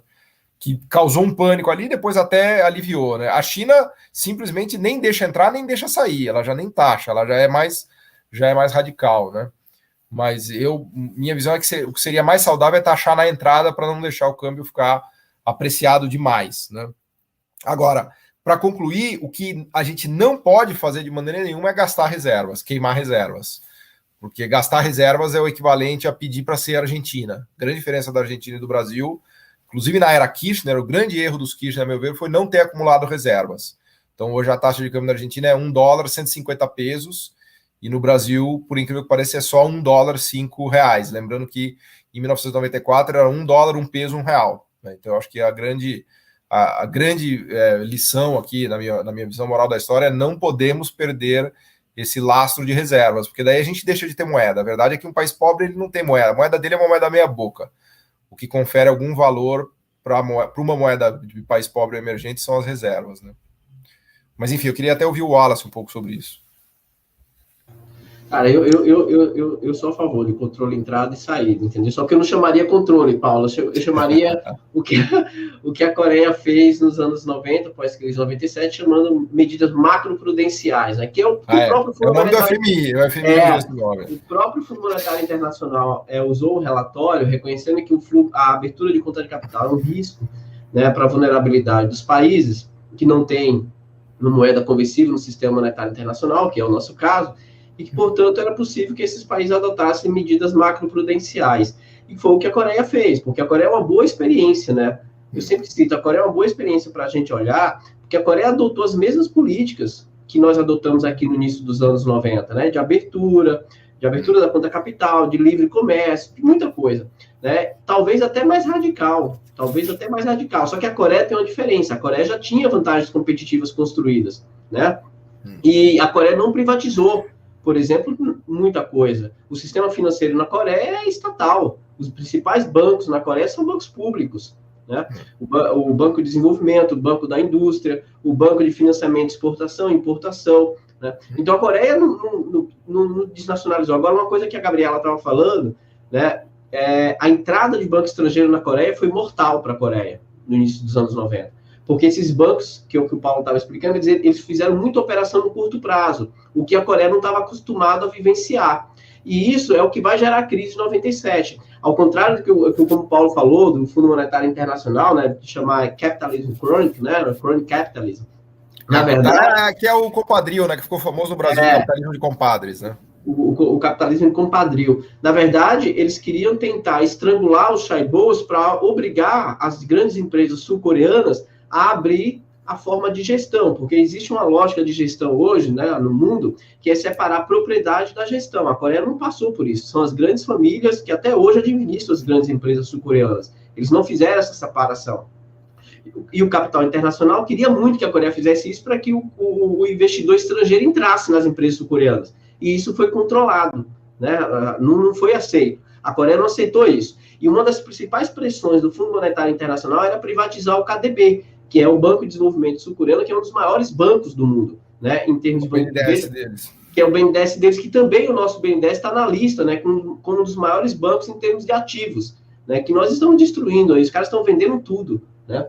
Mas veja, em 98, quando a Coreia entra em crise, é aí que eles acordam, falam, olha, esse tipo de instrumento que nós adotamos não está nos levando a nada, pelo contrário, nos levou à crise. E as próprias chaibos reconheceram a necessidade de regular de novo. Tanto regular, como o Estado coordenar o processo de desenvolvimento sul-coreano.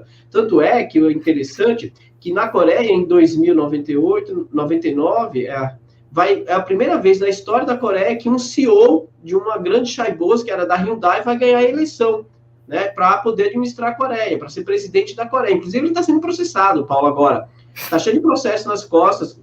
É comum isso na Coreia, né? Só que não dá em nada. Deu agora com o presidente da Samsung, não dá em nada porque não estou dizendo que lá os caras... É porque eles entendem que eles não podem punir grandes executivos que são importantes para o país deles, né? Tanto é que agora saiu uma pesquisa bem interessante, Paulo. 80% da população é a favor de que não julguem, que não condenem o dono da Samsung. Aqui no Brasil o negócio foi inverso, né? A população saiu apoiando a Lava Jato. Eles foram enganados pela grande imprensa, como a Isabela citou lá no início, né? A questão da quebra de cadeias produtivas. Aqui no Brasil todo mundo saiu apoiando, lá não. Lá a grande imprensa fica massacrando os chaibos, mas quando foi para pesquisa, para saber o que eles achavam sobre a prisão do presidente da Samsung, falou, não, a gente quer que ele fique solto, a gente não quer que ele fique preso, né? Então, a Coreia, com toda essa experiência, vai passar e vai voltar a controlar a capital, porque a fuga de capital, uma abertura da conta de capital, ela torna refém a nossa política monetária. Porque quando você tem fuga de capital, muitas vezes, aí o Paulo falou uma coisa muito importante. Hoje, nós temos um volume de reservas internacional muito alto, que pode aí ser usado, por exemplo, para não pressionar a política monetária em termos de elevar juros e tentar controlar câmbio, embora tenha sido feito recentemente agora, né? Uma das explicações para elevar juros, dado que você não tem inflação de demanda, foi tentar controlar câmbio, aí baixando um pouco o câmbio para não ter impacto na inflação. Foi uma das explicações para alguns economistas, né? Então, veja, eu sou favorável ao controle de capital, né? Mas eu sei dos riscos que isso corre. Só que, veja, na minha perspectiva é contrafactual, porque como nunca foi implementado no Brasil, eu não sei o que vai acontecer. Eu suponho o que pode acontecer, mas eu queria ver um dia, né? Eu queria muito ir para o teste para a gente ver o que vai dar. Agora, depende muito da conjuntura. Essa conjuntura não é favorável para esse tipo de medida, né? Porque, dada a desconfiança, a perda de credibilidade que o Brasil, né, está passando, é inviável você pensar numa política ousada como essa. É aquilo que muitos analistas falam, né? Você tem que esperar uma janela de oportunidade. Qual é a janela de oportunidade? Você tem um mercado interno aquecido, você tem um país em crescimento, você tem um cenário político internacional favorável, você vai lá e testa. E aí testa e vamos ver o que vai dar. Mas agora, não vai dar. Eu sou da tese de que quem teve essa oportunidade deixou passar, que foi o governo Lula. Né? O cara saiu com 80% de aprovação, elegeu a sucessora, economia crescendo, o Brasil na 7ª posição de economia do mundo, mercado interno pujante, enfim, várias variáveis aí que eu acho que eu considero que era favorável. Mas, repito, é contrafactual, assim, mas se implementasse, cara, no dia que a gente testar, aí a gente vê a merda que vai dar ou não. Wallace, e você falou de, enfim, viabilidades e inviabilidades, janelas de oportunidade. Eu até ia te fazer uma pergunta justamente sobre isso, porque eu acho que casa com a pergunta que o Antônio fez nos comentários, que ele perguntou assim, se o Estado brasileiro tem força para implementar políticas como as implementadas na China, na Coreia, ou mesmo esses gestos mais recentes do governo americano, como construir condições aqui? Porque a pergunta que eu ia fazer para você era sobre o caso sul-coreano, porque muito se fala sobre as condições geopolíticas que estavam ali em torno do desenvolvimento sul-coreano, depois da Guerra da Coreia, enfim, na década de 50. Então, como é que a gente pode enxergar isso? Porque o caso sul-coreano é bem emblemático, né? Inclusive no que diz respeito aos investimentos estrangeiros, aos fluxos de capitais. Mas por trás disso também tinha toda uma conjuntura política específica, né, na política internacional. Cara, tem um textozinho meu lá no blog do Paulo. Vou fazer propaganda aqui, viu, Paulo? Do meu texto, do seu blog. Boa, justo. Aliás, é a sua tese, né? Sobre a Hyundai, né? Que é uma experiência da Hyundai que é extraordinária. Que inclusive tem até uma aula no nosso curso sobre a Coreia, né? Que a gente fala sobre a história da Hyundai. Eu vou pegar só esse caso, né, que exemplifica muito e eu uso muito vários exemplos, porque essas pessoas ficam com esse discurso, a Coreia desenvolvimento a convite, os Estados Unidos foi bonzinho. Não existe ninguém bonzinho, cara, na história do capitalismo com ninguém. O que a Coreia fez, é óbvio que teve um cenário geopolítico favorável, isso é inegável. O mundo bipolar, né, a divisão das Coreias, a China, a União Soviética, vai gerar um ambiente com os Estados Unidos preocupado com o que está acontecendo na Ásia. Agora, se você não tivesse uma estratégia de internalizar, de otimizar esse cenário internacional, não teria acontecido nada. Essa que é a questão. Então, você teve um governo com uma estratégia de promover um processo de desenvolvimento aproveitando o cenário internacional, de controlando capital, controlando investimento estrangeiro direto. E veja, não foi uma relação harmônica e linear. O que eu quero dizer com isso é que em vários momentos, eu citei o caso da indústria automobilística, que é emblemático, os Estados Unidos boicotou a Coreia, tentou boicotar o surgimento da Hyundai. Os Estados Unidos chegou lá e falou assim, não, a gente não vai internalizar nada e nem vai nacionalizar nada aqui. A GM estava lá, numa fusão com a empresa sul-coreana que tinha quebrado, a Sinjin. O presidente Park vai pegar, em 1966, criar o Plano Nacional de Desenvolvimento de Longo Prazo e vai dizer assim, pronto, está aqui, eu quero uma indústria automobilística, porque grande nação tem que ter indústria automobilística. E aí chama a família, seleciona, que é a empresa Hyundai, e vai dizer, está aqui, vocês vão ter todos os mecanismos, subsídios, reserva de mercados, incentivos, quero um carro, um modelo local, com 80% de conteúdo local. Pronto, a Hyundai foi lá e entregou. Qual é o resultado disso hoje? A Hyundai é a terceira maior indústria automobilística do mundo. Do mundo, meu caro. Não é assim, ali a Ásia, do mundo. E hoje ocupa quase 80% da produção dentro da Coreia.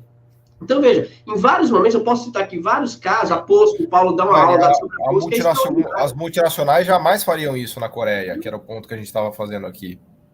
Né? A POSCO também, que o Paulo conhece bem, o Paulo dá uma aula sobre isso no curso, né? A POSCO também os Estados Unidos tentou boicotar. Quando a Coreia foi dizer assim, vou criar uma siderúrgica. Aí o governo norte-americano, vocês não têm vantagem competitiva nisso. Vocês não têm como fazer isso. A Coreia tem, o presidente Park falou, tem, a gente vai fazer. E fez, hoje é uma das maiores do mundo, internacionalizada. Inclusive, Paulo, na conversa com o Ciro no domingo, ele citou a POSCO, tem uma parceria aqui no Ceará, cara. Eu quase interrompi ele para falar isso, mas como a conversa estava boa, eu me segurei para não interromper, que é algo raro, aliás. Mas o que eu quero dizer com isso... O que eu quero dizer com isso, Ricardo, veja, houve um cenário internacional favorável? Houve, só que aí você tem que ter uma estratégia interna. O Brasil também teve cenário internacional favorável, é inegável que no Brasil também não teve entre os anos 50, 60 até os anos 70. A corda só quebra aqui nos anos 70, meu caro, com o choque do preço do barril do petróleo e a elevação dos juros dos Estados Unidos. Mas até então nós construímos vantagens suficientes para suportar uma crise internacional? Na minha opinião, não. Porque tivemos erros, por exemplo, em manter um parque industrial desnacionalizado. Né? Isso foi um erro, foi um equívoco. O Beluso, eu sempre cito isso no livro dele, no livro do Carlos Lessa, 15 anos de política econômica, ele faz um prefácio genial, que eu acho que resume muito bem a nossa trajetória de desenvolvimento, que é o que a Gabriela e a Isabela comentaram. Né? Nós nos internacionalizamos, mas nos internacionalizamos desnacionalizando. Né? Ou seja, fracassamos no sonho varguista. Que era industrializar nacionalizando. E isso era um desafio que a Coreia conseguiu. Então, é você fazer leitura de conjuntura e como usar essa conjuntura. Eu acho que no período recente, aí trazendo agora, nós tivemos uma conjuntura favorável para isso. Aí vai dizer, mas se fizesse, meu cara, é contrafactual. Não fez. É a mesma coisa quando eu participei de um debate recente, semana passada. O cara fez assim, lá quando eu comecei, Paulo, a citar vários exemplos dos confrontos que a Coreia enfrentou para o presidente Park, aí ele não aguentou, ele fez assim, e se não tivesse cenário internacional favorável? Eu falei, é contrafactual, meu cara. Eu trabalho com fato histórico, eu não trabalho com contrafactual. Entendeu? Aí é contrafactual, não dá para ficar fazendo contrafactual dessa forma. O fato foi assim. E aí a gente precisa enfrentar essa realidade. Perfeito, perfeito. Muito bom, muito interessante. A gente está caminhando para o final aqui da nossa conversa, pelo tempo. Mas eu tô com uma pulga atrás da orelha no seguinte sentido, né? A gente conversou então sobre a dinâmica do ingresso e da saída dos capitais, né? Dos fluxos de capitais internacionais, sobre essas condições políticas, né? E também sobre a experiência internacional. E a gente escutou bastante também sobre a operacionalidade, né? Em relação aos investimentos estrangeiros no setor elétrico, o regime do jurídico do capital estrangeiro no sistema bancário, que a Gabi apresentou. E uma coisa que eu fiquei aqui com interesse em saber também, perguntar para a Isa, a respeito dessa adequabilidade também, porque a gente saiu daqui com uma boa impressão de como foi montada a arquitetura do sistema bancário em relação aos bancos estrangeiros, né? No caso do setor elétrico, Isa, só para a gente resolver essa questão, o regime jurídico, ele tem adequação para o desenvolvimento, porque de tudo isso que a gente extrai aqui, né, a gente tem que sempre pensar que o objetivo final é a nossa política de atração desses capitais, ou de não atração desses capitais, ou melhor, de selecionar quais capitais nós vamos atrair, né? Então, movimentar a nossa burocracia, nosso aparato estatal para esse fim. No caso do setor elétrico, se a gente prossegue com essa política de permissibilidade, as consequências você explicou muito bem, mas do ponto de vista da institucionalidade jurídica, ela está preparada para isso? A gente tem válvulas de escape? Como você vê essa questão? Então, Ricardo, eu vou responder a sua pergunta, eu vou fazer como a Gabriela, vou retomar um pouco no período histórico, foi um pouco também o que eu fiz, né, bastante na minha dissertação, né, para entender um pouco como é que a gente construiu esse ambiente jurídico, regulatório, institucional, né, dentro do setor elétrico. Então, assim, o que aconteceu, né? Lá por volta de 1891, né, logo aí na saída, né, do Império, a gente, nessa tendência, né, a própria Constituição de 1891, o que ela fez? Ela assumiu um paradigma mais descentralizador, né, e jogou, de certa forma, para os municípios a competência para firmar esses contratos de energia elétrica, enfim, contratos públicos em geral. E aí, nesse momento, você tem uma presença muito expressiva do capital estrangeiro, né? Todo mundo conhece a Anfor, todo mundo conhece a Light, que predominou nesse período. Então, esses contratos, o que aconteceu? Eles ocorriam, né, embora fossem contratos públicos, eles aconteciam muitas vezes de forma negociada. Você tinha, no mesmo decreto que o município expedia para conferir a concessão dos serviços de energia elétrica, ele expedia também para conceder os serviços de transporte, serviço de transporte de bonde. Por meio desses contratos, inclusive tem uma pesquisa incrível da Odete Lima Seabra, que mostra como que esses contratos eles permitiam com que essas empresas elas se valessem das terras públicas ao redor do rio Tietê, do rio Pinheiros, né, que foi uma obra hidrelétrica, uma das primeiras que ela fez por lá, para obter um retorno, né, ou seja, em torno de um bem público, sendo que ela nem tinha recebido a concessão para tanto. Então, você tinha esse regime completamente torto, né, e que, enfim, não dava o caráter estratégico para os recursos naturais, né, no caso, os potenciais de energia hidráulica, que são as quedas d'água, basicamente. Com o governo Vargas, isso já assumiu uma dimensão muito mais estratégica, né?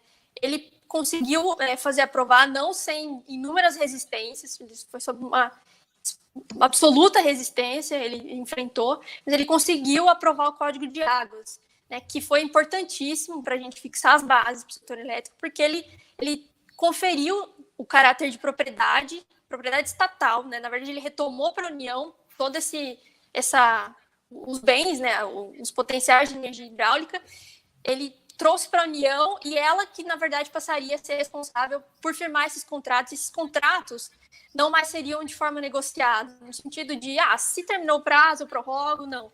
Você tem um contrato público, né?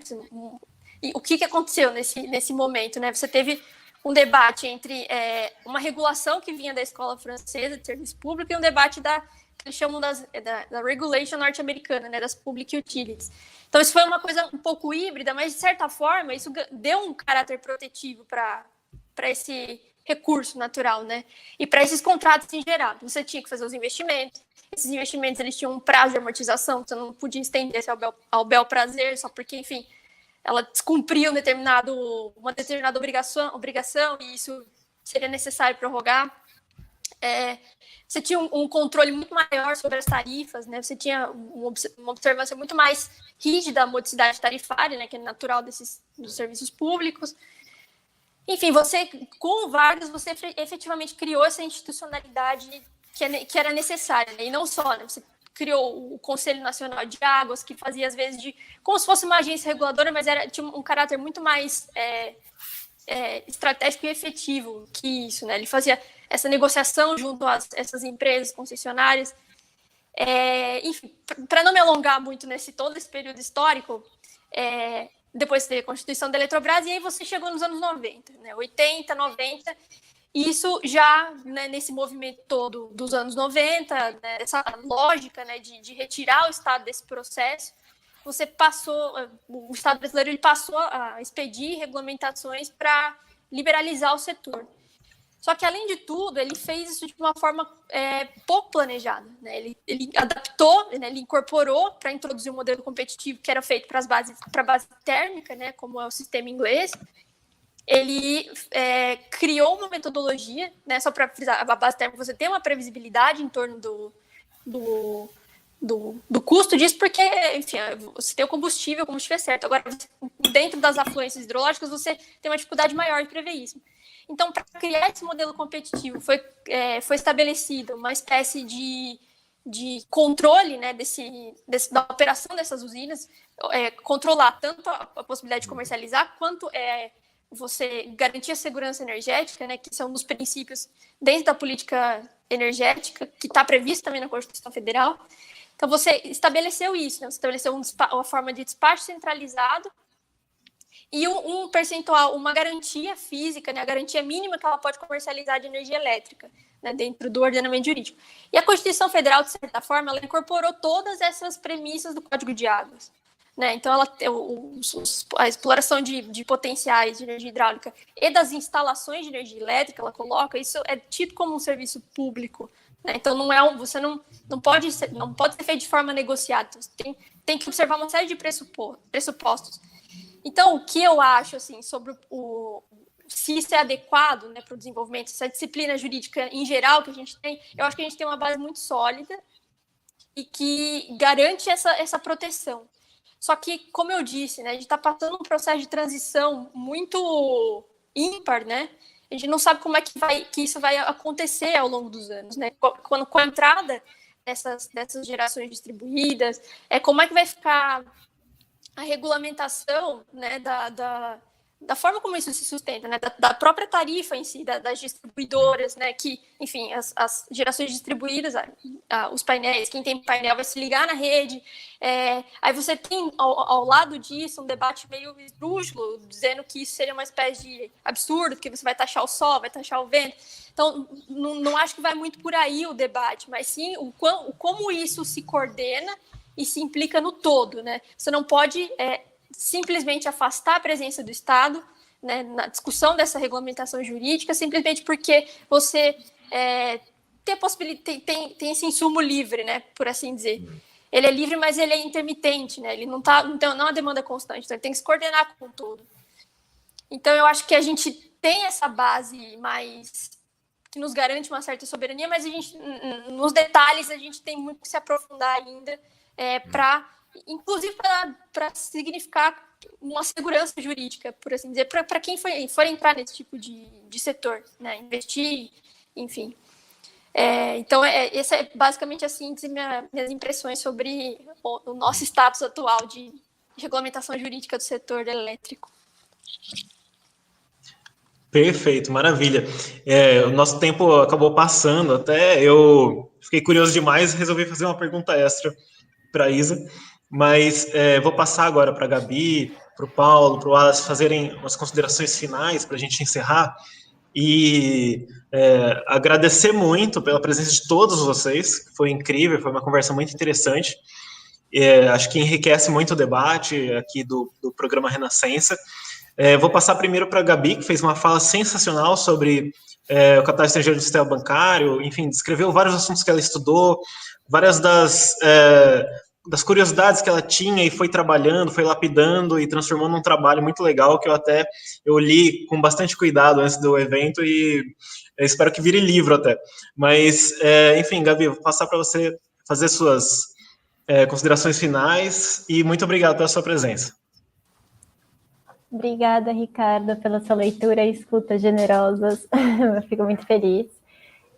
Eu vou fazer uma fala final, pensando muito nessa sensação que eu tinha quando eu terminei a minha dissertação, que é o primeiro trabalho de fôlego, né, de uma pessoa que tem essa paixão pelo estudo, pela academia, pelo Brasil mesmo, e essa sensação de querer que isso seja alguma coisa boa, né, que morar aqui não seja um fardo para o povo que está aqui dentro, sabe? Não essa sensação que às vezes a gente tem de que trancaram a gente aqui dentro e aí está pegando fogo e está muito difícil, que é uma sensação que às vezes permeia um pouco essas novas gerações, né, que estão chegando e não viram um país muito diferente. Então, quando eu terminei a minha dissertação, eu terminei com essa sensação de que eu tinha escrito um romance com uma narrativa triste, melancólica, que a gente tinha tido um sonho e que esse sonho tinha quase dado certo, a gente tinha colocado bases, fundamentações, e eu vou chamar essas fundamentações jurídicas.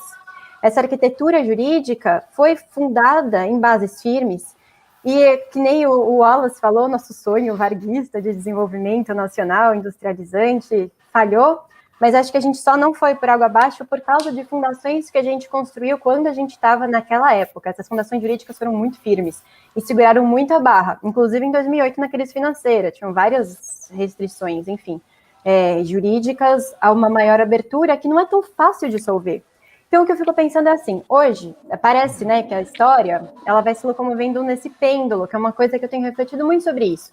Às vezes as forças estão mais, sei lá, o que a gente pode chamar de progressistas, às vezes mais conservadoras, mas o fato é que esse pêndulo ele vai se movimentando.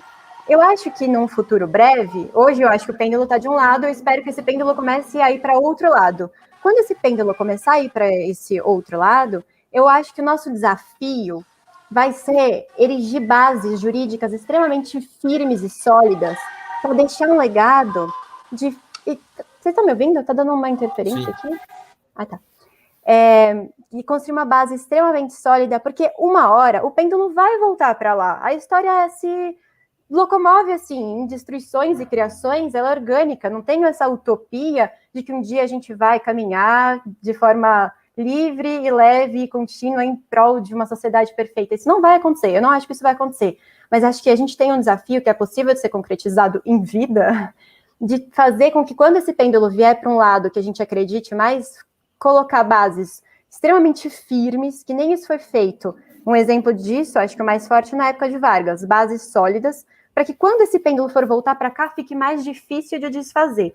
Um exemplo de um pêndulo contrário talvez seja um arcabouço jurídico de caráter mais liberalizante que aconteceu na época do FHC, que também às vezes é mais difícil de desfazer. Então, eu acho que é isso, talvez tentar fazer com que esse pêndulo não se mova simetricamente, mas assimetricamente em prol desse lado, que na minha leitura é o que não tem acontecido. Ele tem sido assimétrico para um lado que não é exatamente o que eu gostaria de ver no Brasil. E aí, só fazendo um último comentário sobre como criar uma conjuntura para fazer, eu assim, agora eu sendo totalmente utópica, me permitindo ser utópica, mas eu acho que, eu não sei se eu acredito muito em esperar uma conjuntura do cenário internacional, porque se a gente não tem essa conjuntura, a gente espera, mas se a gente tem, a gente não quer perder. E às vezes, eu acho que existe uma certa coragem, assim, de não se alinhar. Eu tô sendo utópica porque aqui, quando eu tô falando com vocês, eu tô pensando muito nas loucuras que já foram feitas em alguns países, como, por exemplo, na Índia, a loucura de Gandhi, que simplesmente não esperou uma conjuntura, ele estava ferrado ali, entendeu? E ele decidiu, não, vou fazer as coisas do meu jeito, vou propor um negócio aqui, vai que cola, e colou, e de repente um homem seminu libertou um país gigantesco do maior império que existia.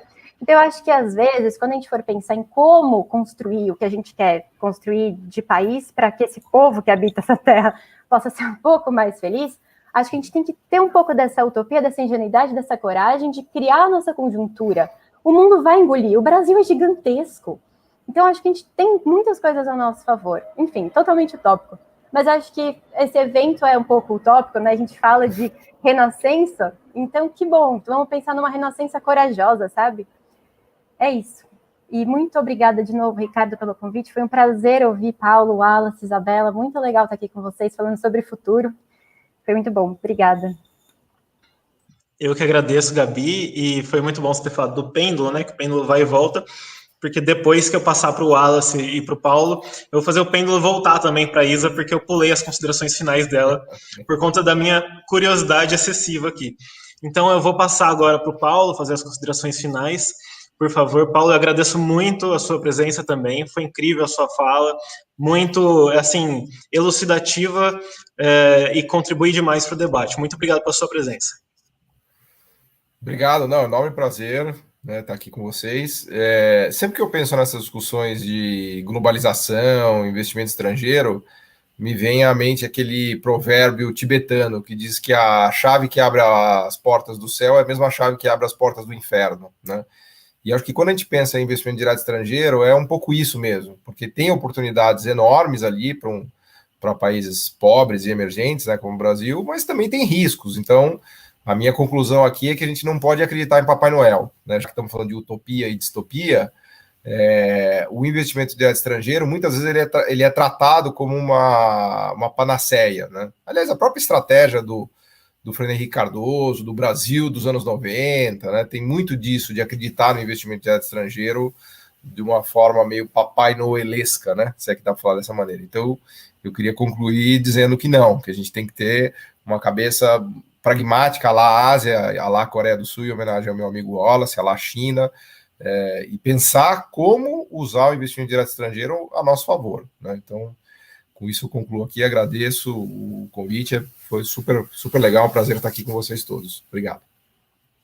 Obrigado, Paulo. Vou passar agora para o Wallace, então, fazer as considerações finais dele. Wallace, muito obrigado pela sua presença, foi igualmente incrível a sua contribuição e foi um prazer enorme conversar com você. Muito obrigado. Eu que agradeço, Ricardo, pelo convite, fico muito lisonjeado de dividir esse momento aqui com a Isabela, com a Gabriela, com o Paulo, né, e com você. Fico satisfeito, muito feliz mesmo, por esse momento de aprendizado, de troca de ideia, né, e tem essa aqui, porque eu acho que, cara, tem uma coisa que um amigo meu sempre fala, a gente tem que ser realista no diagnóstico, mas esperançoso, né, no futuro, na luta. É o Gramsci que fala isso, né, na verdade. A gente precisa ter essa expectativa, essa busca, esse sonho. Eu acho que, cara, eu acho que o espaço-tempo a gente vai ter isso, sabe? O próximo ano está se aproximando e o próximo ano promete para que a gente possa pensar nisso. Perfeito, Wallace. Então, agora, corrigindo aí o balanço do pêndulo, eu volto para a Isa. Isa, muito obrigado pela sua presença. pela sua fala também, a sua contribuição foi incrível.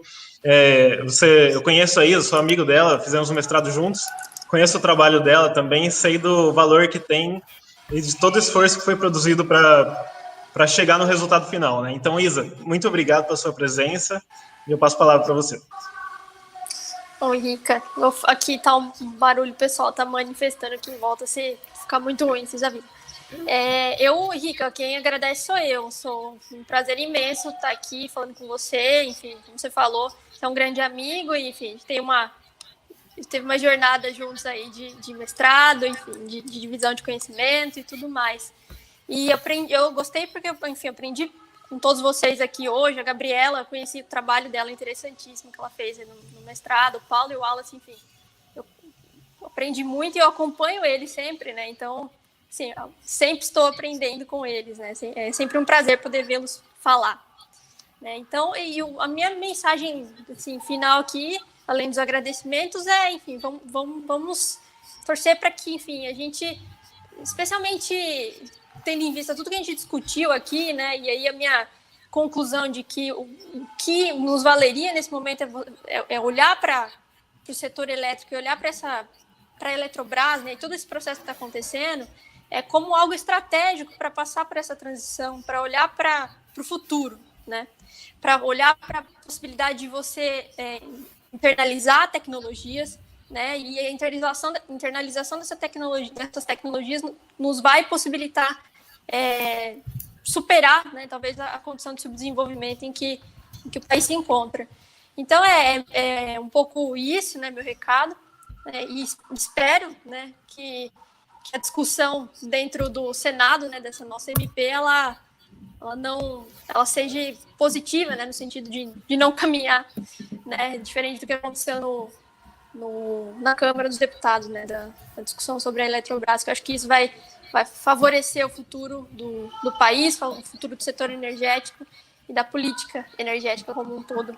Então, fica aqui meu agradecimento pelo evento, pelo Instituto também, os parabéns, né, por uma série de eventos que eu venho acompanhando, que vocês estão realizando, com discussões interessantíssimas, então fica aqui também meus cumprimentos, e agradeço a todos. Muito obrigado, Isa. Então, reproduzindo aqui o que o Paulo falou, né, do provérbio tibetano, espero que seja a mesma chave que abriu a porta da crise da nossa política externa, seja a chave que tenha aberto também a porta para a gente repensar o renascimento da nossa política externa em bases ainda mais sofisticadas, mais arrojadas de acordo com o interesse nacional. E esse é um tema muito importante para a política externa. A gente está falando aqui de atração de capitais, que contribui demais para o debate. Eu agradeço muito a presença de todos que nos assistiram. Espero que todos possam continuar acompanhando os debates do programa Renascença. Só seguir o canal e olhar todos os que já foram feitos até agora, que foram muitos, e teremos muito mais até setembro. Então, muito obrigado, gente. Desejo uma boa noite para todos vocês e muita saúde para todo mundo. Até mais. Valeu, obrigado, gente.